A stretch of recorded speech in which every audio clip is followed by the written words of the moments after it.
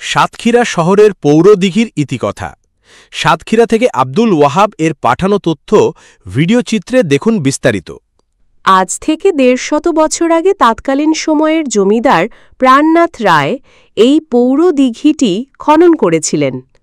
পাশাপাশি তিনি একটি স্কুলও নির্মাণ করেন, যার নাম পিএন স্কুল।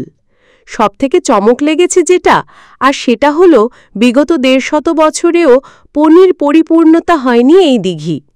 অথচ ২০২৫ সালের শেষের দিকে এসে মাসাধিককালের বৃষ্টিতে কানায় কানায় পূর্ণ হয়ে পড়েছে দিঘিটি।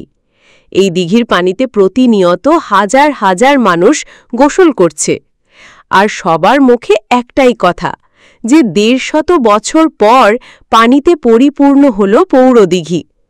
জমিদার আজ নেই, রয়েছে তার ১.৫ শতাব্দী কালের সাক্ষী ১২ বিঘা জমিতে খনন করা দিঘি।